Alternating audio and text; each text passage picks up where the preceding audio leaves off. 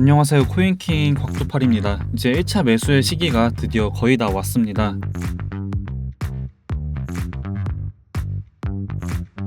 대부분의 사람들이 이제 0.75bp를 예상하고 있고 0.75bp가 나온다면 시장은 어느 정도 호재로 받아들일 거라는 얘기가 많이 나오고 있습니다. 이 0.75bp에 대한 것에 포커스를 맞추는 것보단 금리 인상 이후 30분 뒤에 진행되는 파월 의장의 기자회견의 방향성이 갈릴 거라고 이제 저는 생각을 하고 있고, 새벽 3시 0.75bp 인상으로 나스닥 그리고 암호화폐 시장이 오르더라도 3시 30분에 진행되는 파월 의장의 기자회견에서 파월 의장이 약간의 매파적인 발언을 한다면 그 상승분 뿐만 아니라 추가 하락까지 충분히 나올 수 있다고 생각을 합니다. 여기서 이제 매파적인 발언을 제 개인적인 생각으로 정리를 해보면, 파월 의장이 인플레이션은 아직도 꺾이지 않았고 경기 침체에 대한 가능성 또한 배제할 수 없다, 또는 연준은 100bp의 가능성 그리고 더 높은 금리 인상에 대한 가능성 또한 열어두고 있다 라는 비슷한 언급 혹은 단어 몇 개가 포함되어 있다면 아무래도 상승보다는 이제 하락에 초점을 맞출 계획입니다. 그렇다고 이제 매매를 안 하진 않을 거고, 전 오히려 이게 기회라고 생각을 하고 있습니다. 이 기자회견 시점부터 비중 10에서 20%씩 나눠서 분할 매수로 접근할 계획이고, 비중에 대한 부분은 이제 기자회견 결과에 따라 달라질 것 같습니다. 만약 매파적이라면 비중 10%씩 분할로 접근할 계획이고, 그게 아니라면 20%씩 매매를 할 계획입니다.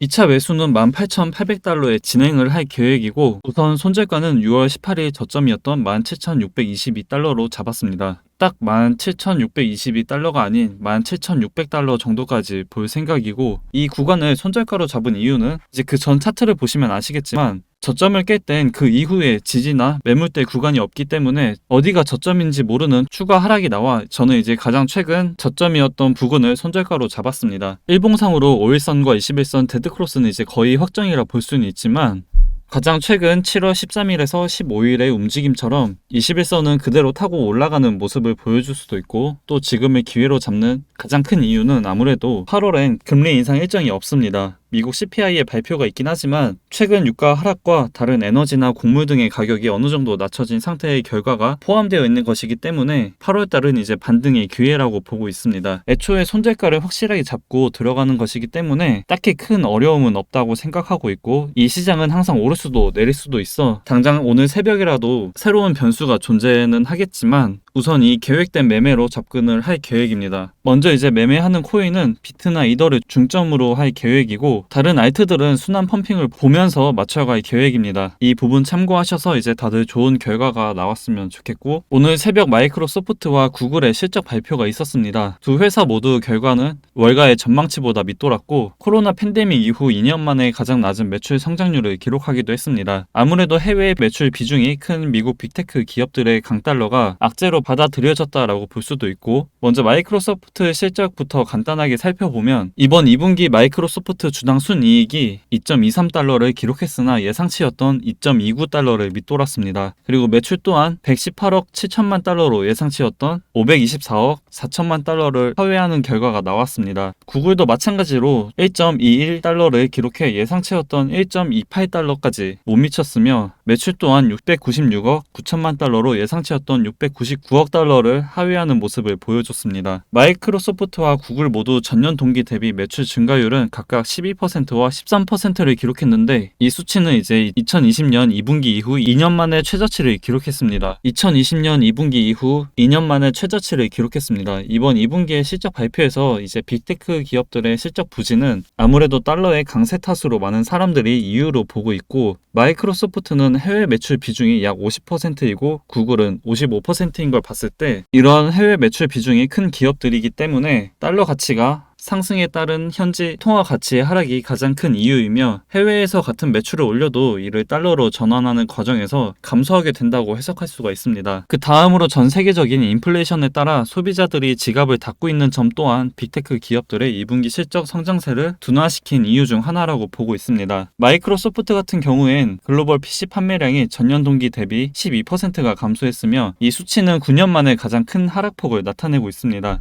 뿐만 아니라 콘솔 게임기, 엑스박스 등 게임 부문 매출도 같은 기간 동안 6%가 감소했습니다. 구글 같은 경우 핵심 사업인 광고 매출은 광고주들이 지금과 같은 불경기에 마케팅 비용을 줄이고 있는 것에 대한 영향을 가장 크게 받았고, 유튜브 광고 매출은 73억 4천만 달러로 5%의 성장률을 기록했습니다. 1년 전 84%에 비하면 급락한 상태입니다. 이렇게 실적 발표가 나오면서 나스닥과 비트코인은 한 차례 하락하는 모습을 보여줬었지만 이제 예상과 다르게 곧바로 다시 회복하는 모습을 보여줬습니다. 아무래도 가장 큰 이유는 이번 기대치에 미치지 못한 2분기 실적 발표에도 두 기업 모두 미래에 대한 가이던스는 긍정적인 요인을 볼 수 있었다라는 점인데, 먼저 마이크로소프트는 미래 성장 동력 사업부로 평가되는 클라우드 서비스인 애저 부문의 매출은 전년 같은 기간보다 40%가 증가해 여전히 강한 성장세를 보여주고 있었습니다. 마이크로소프트 측은 애저의 성장으로 올해 두 자릿수 매출 성장률을 기록할 것으로 예상했고, 구글 같은 경우 검색 광고 매출이 14% 증가한 406억 8,900만 달러를 기록해 팩트셋 추정치 401억 5천만 달러를 상회했습니다. 이 두 기업의 2분기 실적 발표는 모두 예상했던 수치보다 낮은 수치였지만 이렇게 반등이 나온 이유는 마이크로소프트의 애저의 성장과 또는 구글의 검색 광고 매출 상승뿐만 아니라 투자자들의 기대치가 애초에 너무 낮았기 때문에 이 정도의 실적에 대한 결과는 어느 정도 감안을 하고 있었고, 또 생각보다 방금 말했던 마이크로소프트의 애저의 성장 그리고 구글의 검색 광고 매출 상승이 나쁘지 않아 이게 시장에 그대로 받아들여졌다고 생각을 합니다. 2분기 실적이 좋지 않아 어닝 서프라이즈가 아닌 어닝 쇼크였지만 그래도 처음 기대치가 너무 낮았기 때문에 이 정도는 뭐 어느 정도 예상을 했다고 생각하고, 또 다른 사업도는 다른 매출에서 긍정적인 모습을 보여줬기 때문에 실적 발표 이후 잠깐의 추가 하락이 나온 듯 싶었으나 바로 회복하는 모습을 보여주지 않았나 싶습니다. 이제 돌아오는 새벽엔 메타의 실적 발표가 있습니다. 이 메타의 실적 또한 넘어갈 만한 일정은 아니라고 생각하고 있고,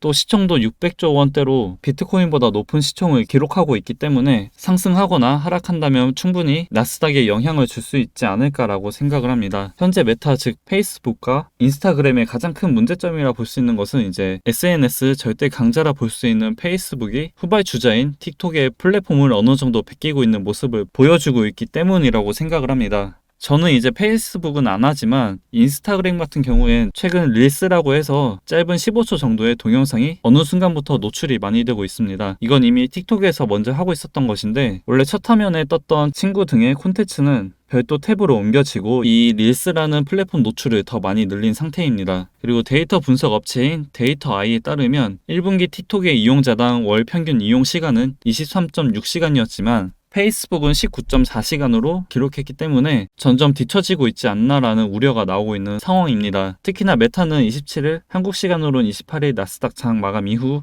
2분기 실적 발표를 앞두고 있는 상태에서 매출이 감소할 것이라는 전망이 나오고 있는 중입니다. 작년까지만 해도 매 분기 평균 20%씩 매출 성장세를 기록했지만 지난해 4분기에 2004년 이후 처음으로 이용자가 감소되는 것을 확인했습니다. 거기다 마크 저커버그는 최근 직원들에게 우리가 본 것 중 최악의 침체에 직면할 수 있다라는 경고와 함께 신규 고용 축소 방침을 밝혔고, 마이크로소프트, 구글과 마찬가지로 인플레이션으로 인한 광고 시장 성장 둔화, 그리고 달러화의 강세, 마지막으로 러시아의 우크라이나 침공 등에 따른 러시아 서비스 종료 등으로 좋지 않다는 점을 꼽을 수가 있습니다. 하지만 반대로 애초에 우리가 생각했던 예상치 또는 기대치가 너무 낮아 막상 결과가 나왔을 때 예상치보다 크게 차이가 없거나 또는 다른 사업에 대한 가이던스가 긍정적이라면 시장의 반응은 긍정적으로 받아들일 수 있기 때문에 실적 발표에 대한 결과도 당연히 중요하겠지만 투자자들이 어떻게 받아들여 시장에 적용시키는지까지 지켜볼 필요가 있다고 생각을 합니다. 결과는 미리 알 수는 없지만 이 결과가 나왔을 땐 어느 정도 대응이 가능하다고 생각을 하고 있고, 이 부분은 이제 영상 초반에 말씀을 드렸던 것처럼 저는 대응해 나갈 것이고 여러분들도 잘 참고하셔서 좋은 결과까지 이어졌으면 좋겠습니다. 오늘도 이제 선물 트레이더님 포함해 많은 분들의 관점이 이렇게 나와주고 있습니다. 이 관점들을 참고해 수익을 보고 계신 분들 또한 많고, 이 관점들, 정보, 타점들은 이제 모두 다 무료이다 보니까 많은 분들이 받아가셔서 도움이 됐으면 좋겠습니다. 이제 보시는 것처럼 현재 방 인원은 벌써 1386명입니다. 이제는 100명대 정도 받으면 이 방은